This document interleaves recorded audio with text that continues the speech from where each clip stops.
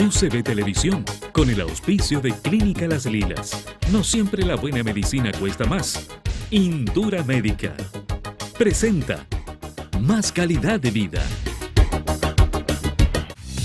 Clínica Las Lilas. No siempre la buena medicina cuesta más. Avenida Heliodoro Yáñez, 2087 Providencia. Teléfono 2678-0800. Visite nuestra página web www.clinicalaslilas.cl.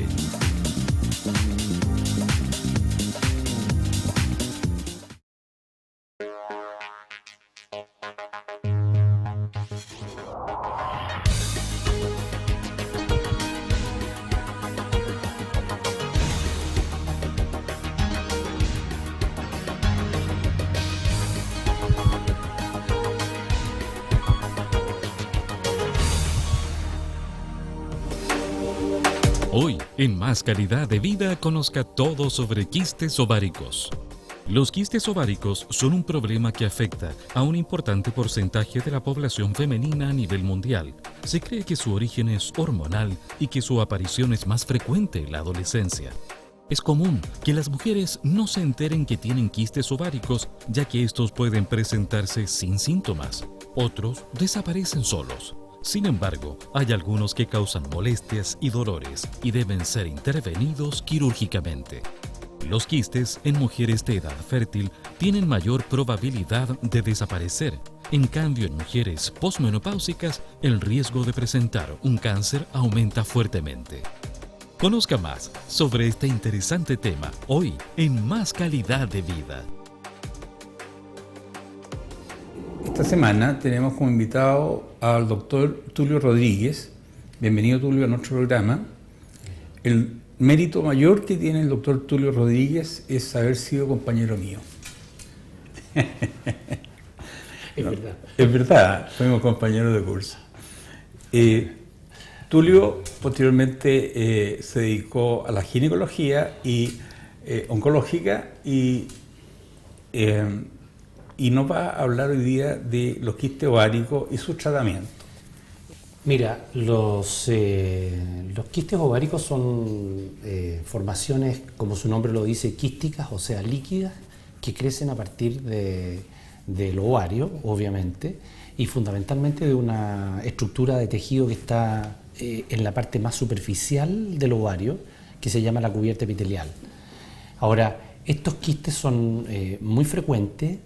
La gran mayoría en mujeres de menos de 50 años son estrictamente benignos y tienen la característica además de ocurrir por una desviación de la actividad funcional del ovario, de tal manera de que pueden o desaparecer espontáneamente o acelerar su desaparición con algún grado de manipulación hormonal, por ejemplo con frenación anticonceptiva.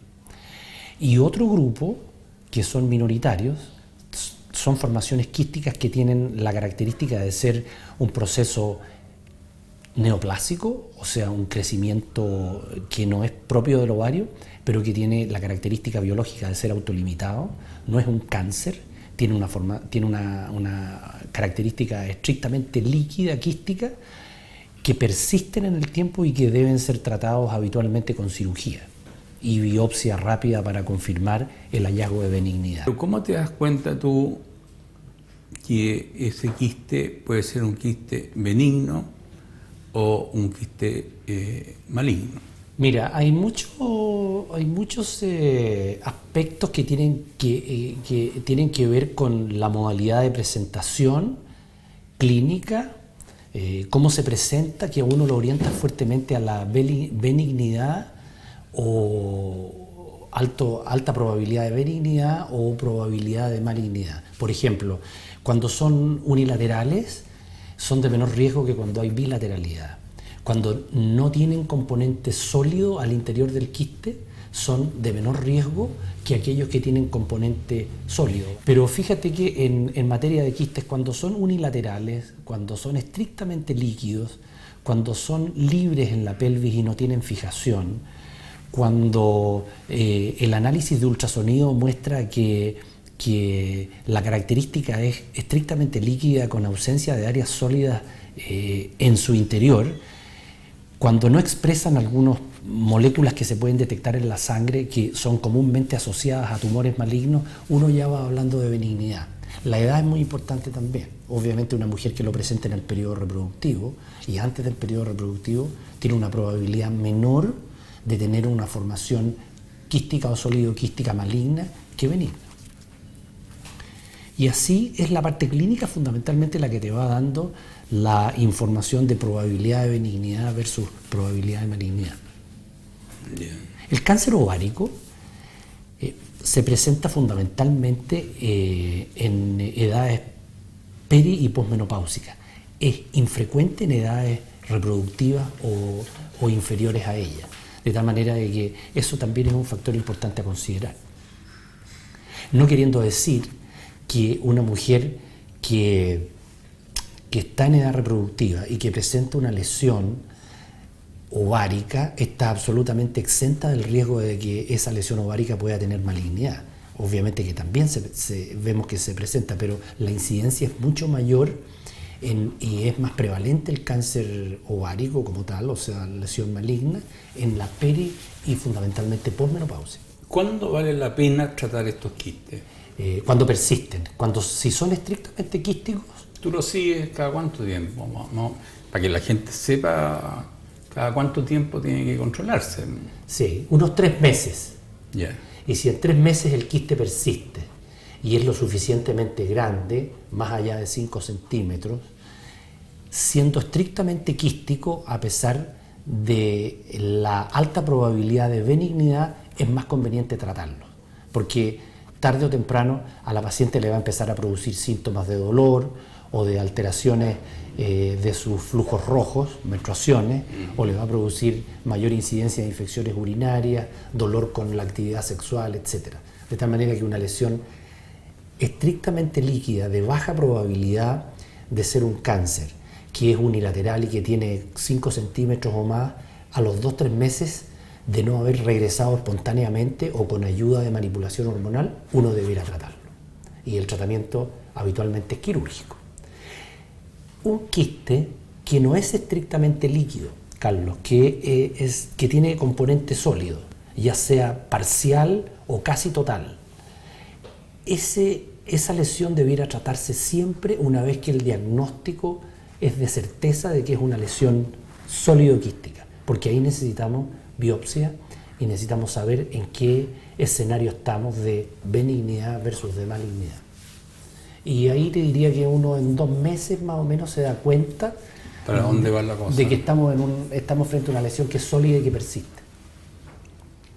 En esas lesiones sólidas, el gran diagnóstico diferencial es en aquellas que son cuerpos lúteos hemorrágicos, vale decir, son un fenómeno de desviación del fenómeno ovulatorio de la mujer, en el cual el mismo fenómeno ovulatorio, donde se produce una solución de continuidad, si tú quieres, un orificio en la cubierta más externa del ovario, y por lo tanto, en coincidencia con el fenómeno ovulatorio, se produce un gran hematoma, se produce una hemorragia que se contiene, se produce un gran hematoma, eso duele, conlleva a las pacientes a consultar, y el análisis de uno como ginecólogo le hace ver en ese momento una lesión sólida, porque el coágulo, el hematoma, se ve sólido, no se ve líquido, porque no es líquido, es sangre, y la sangre organizada, el coágulo organizado, es sólido.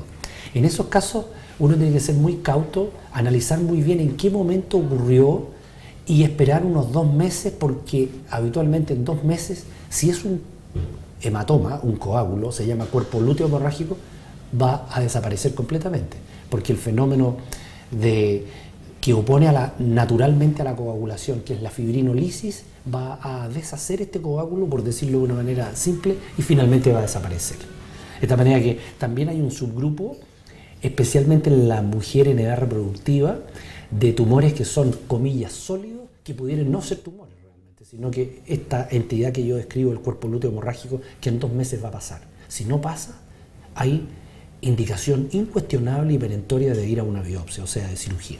Otro de los temas que tú querías conversar era el tema de las vacunas. Sí.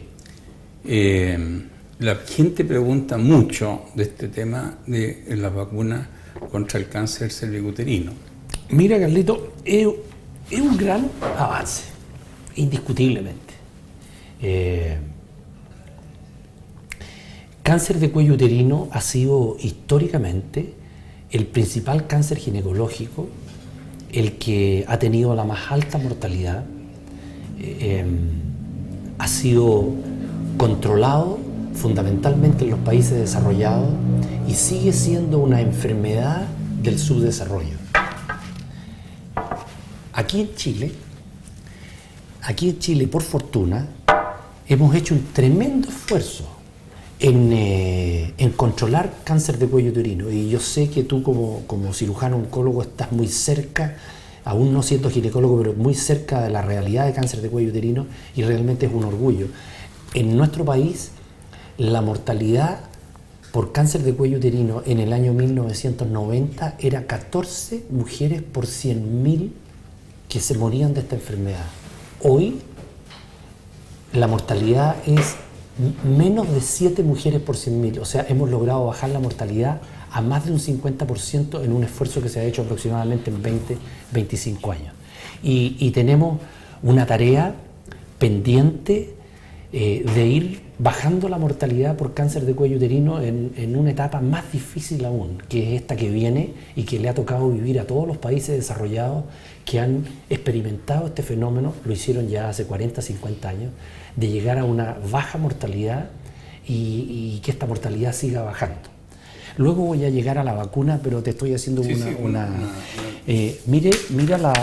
estas son las estadísticas del Ministerio de Salud, en el cual ya causas de mortalidad por cáncer en Chile, en la mujer cáncer de cuello uterino ocupa el 6º lugar, estando primero vesícula, estómago, mama y pulmón y tráquea y bronquio. De tal manera que este es un esfuerzo tremendo y es un orgullo. Ocupamos el primer lugar en Sudamérica en ir derrotando la mortalidad y también la incidencia por esta enfermedad. Ahora, el gran esfuerzo que hemos hecho ha sido fundamentalmente en ordenar el programa de Papa Nicolau, el programa de screening, de detección precoz tradicional de Papa Nicolau. ¿Y en qué sentido lo hemos ordenado?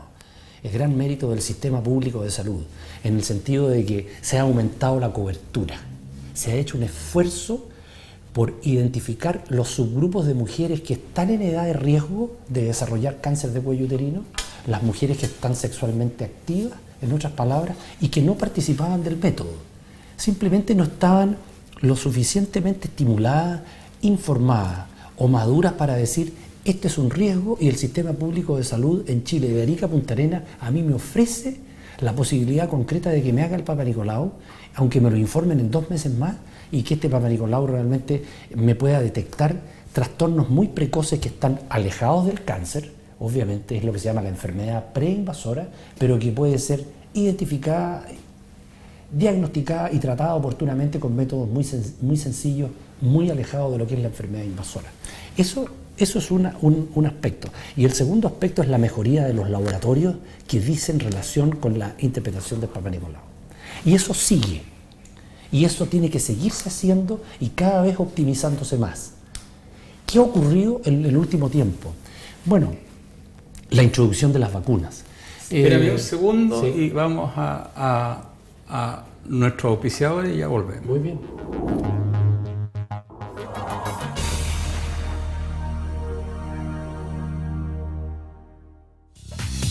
Clínica Las Lilas. No siempre la buena medicina cuesta más.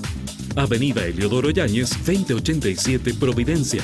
Teléfono 2678-0800.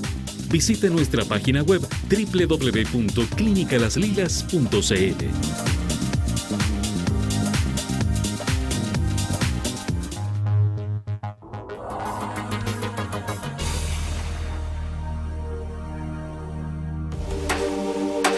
Un quiste ovárico es cualquier concentración de fluido dentro del ovario. Algunos de ellos, llamados quistes funcionales, son parte del proceso normal de menstruación. Una de las formas más comunes para la detección es mediante un examen pélvico. Los quistes se forman durante el ciclo menstrual y son llamados quistes funcionales. Los tratamientos pueden ir desde esperar un tiempo a que se disuelvan por sí solos, la utilización de anticonceptivos orales para restablecer el equilibrio hormonal e inducir a su disolución, o incluso una intervención quirúrgica en caso de notar anormalidades. Continúe con nosotros en Más Calidad de Vida, conociendo todo sobre quistes ováricos. Estamos de vuelta con el doctor Tulio Rodríguez, el ginecólogo oncólogo, y que estábamos conversando primero de los quistes ováricos y estábamos posteriormente viendo lo que ha sido la lucha contra el cáncer cervicuterino en los últimos 50 años. Y estábamos haciendo algunas disquisiciones. Y lo último que decía Tulio era la aparición de las vacunas, que es una cosa relativamente nueva, o sea, tendrá 5 años, 6 años. Sí. Más o menos por ahí. Sí, exactamente. Bueno, han ido progresivamente alineándose los países que tienen políticas públicas en salud más avanzadas y más costosas en el sentido de aceptar esta política de vacunación, incorporarla en sus programas, asumir los costos y vacunar a la población en edad de riesgo. Una mujer tiene papilomas virus en el cuello uterino. Sí. El virus papiloma es el causante del cáncer en el cuello del útero. Así es. Y por ende se fabrica en el laboratorio una vacuna que de alguna manera enfrente a este virus papiloma. Esto se está haciendo en Chile, ¿no es cierto? Sí, pero así es.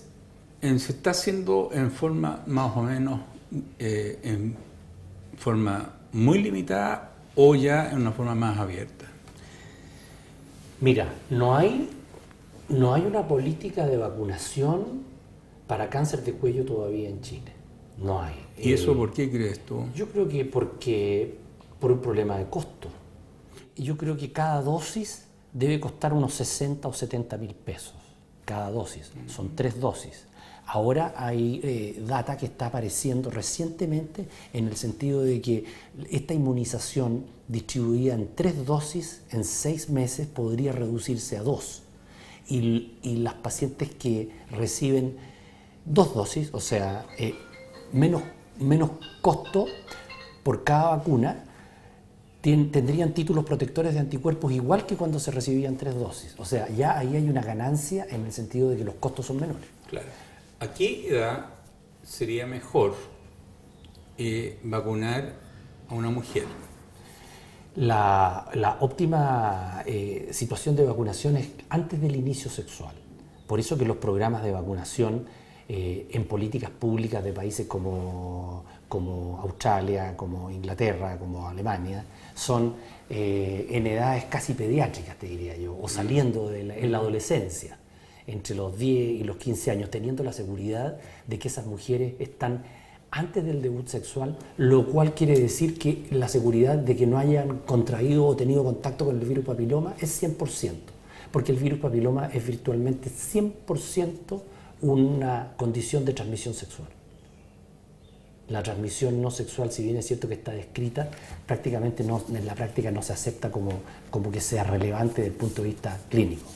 Entonces, vacunación antes del inicio sexual. O sea, una mujer que tiene la seguridad, por decirlo de una manera, de que se va a iniciar sexualmente a los 25 años, bien se podría vacunar a los 24. Y la que se va a iniciar a los 40, a los 39. Claro. Lo que pasa es que, como política pública, la mayoría de los países que están aplicando esta vacuna la están aplicando en edades en que las niñitas todavía no tienen su debut sexual. Ahora, la vacuna es extraordinariamente eficiente para evitar la aparición de la anormalidad microscópica precancerosa, ¿no es cierto? Y lo que... Eso tienes que hablarlo en castellano, para que la gente entienda. Claro. Que la vacuna es altamente eficiente, o sea, trabaja súper bien para eliminar todos los factores que están en el cuello uterino donde podría anidarse, ¿muy bien? Sí. El virus papiloma. Bien. Muy bien, Carlos, ahí hay dos conceptos que yo creo que hay que tener bien claro. Para que exista cáncer de cuello uterino, tiene que haber una anormalidad en el cuello del útero, microscópica, que no se ve al ojo desnudo, que es la anormalidad microscópica precancerosa. O sea, son cambios microscópicos que no tienen ningún síntoma, son detectables solamente por el Papa Nicolau y por biopsia, y que tienen una larga evolutividad en el tiempo, aproximadamente 10 años, para llegar finalmente a producir una normalidad tal en el cuello del útero, que es el cáncer invasor, aquel que tiene potencial metastásico y que por supuesto va a tener consecuencias desastrosas o potencialmente desastrosas para la mujer. Ese periodo de ventana de 10 años es el periodo en el cual nosotros tenemos la mejor oportunidad de actuar. ¿De qué manera? Detectando la normalidad microscópica con los recursos clásicos, que es como lo hemos hecho en Chile y en la gran mayoría de los países en que el cáncer de cuello uterino está controlado. La detectamos con el Papa Nicolau, con biopsia, y se trata con métodos simples, sencillos, ambulatorios, muy inocuos, que no hacen daño, ni es necesario hacer grandes cirugías ni nada, en ese periodo. Y lo que hoy día estamos haciendo, agregado a este esfuerzo que es la columna vertebral del programa, que nos permite derrotar cáncer de cuello uterino y que no se puede abandonar, agregado a este esfuerzo hoy día se introduce las vacunas.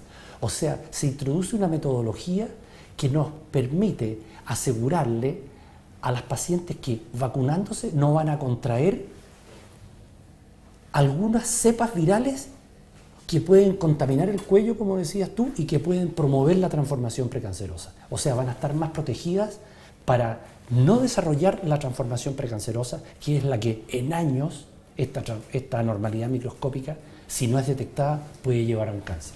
De esta manera que estos dos frentes están presentes, siendo, y aquí te lo quiero estresar, y a la gente que nos está escuchando, siendo la columna vertebral y lo fundamental todavía, y por muchos años más, y en todos los países, incluso en los países que tienen el programa de vacunación actual, siendo la columna vertebral, el programa de Papa Nicolau, o sea, la mujer sexualmente activa, debe seguir haciéndose Papa Nicolau y debe seguir siendo rigurosa y adherente a ese sistema.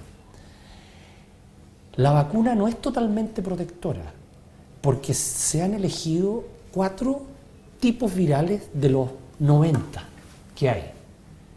Entonces la pregunta es, ¿y con qué arbitrariedad entonces se eligieron estos 4 tipos virales?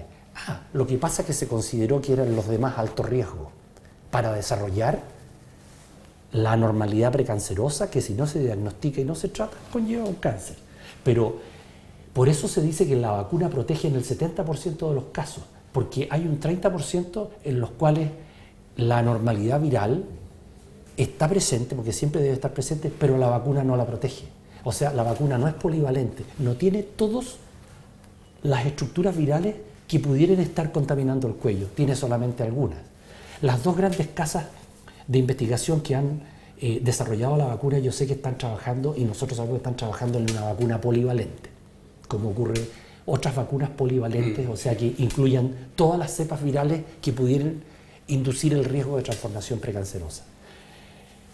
Volviendo a lo central de tu pregunta, Carlos, un gran avance sin duda alguna. No es una política pública disponible en Chile todavía. La vacunación nosotros la recomendamos, es protectora, es a título individual. Las personas que pueden, las madres que pueden financiar para sus hijas, previos a la iniciación sexual, el uso de esta vacuna.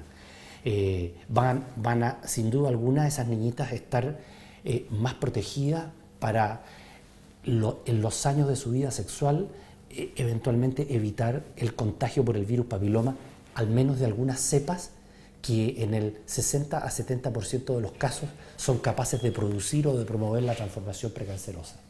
Las otras, todavía no existe una protección eficiente desde el punto de vista inmunológico, por lo tanto, quiero insistir, la modalidad de diagnóstico precoz con Papa Nicolau debe estar presente, y en nuestro país va a estar presente siempre y por muchos años, y con una tendencia a mejorar su sensibilidad, vale decir, la cantidad de gente que vemos y su especificidad, o sea, cuán seguro es cuando el examen es informado como normal.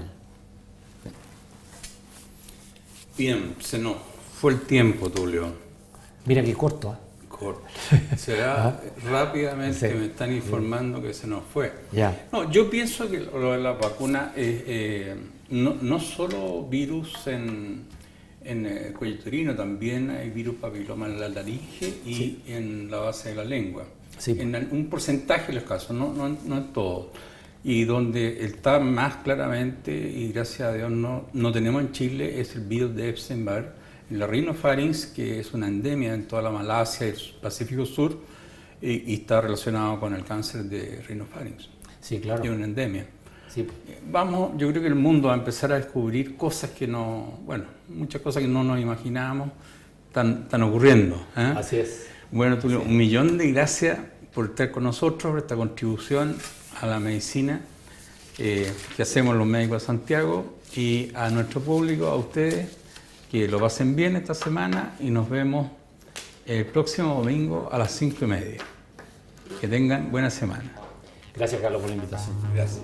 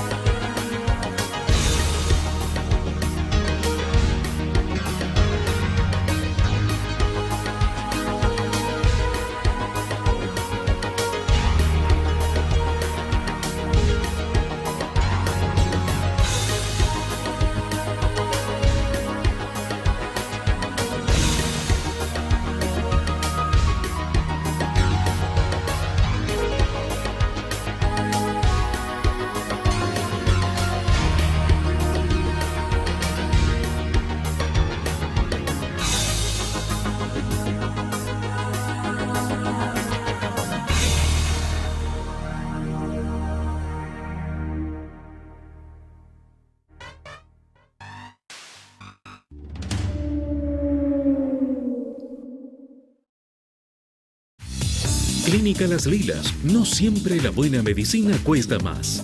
Avenida Eliodoro Yáñez, 2087 Providencia. Teléfono 2678-0800. Visite nuestra página web www.clinicalaslilas.cl.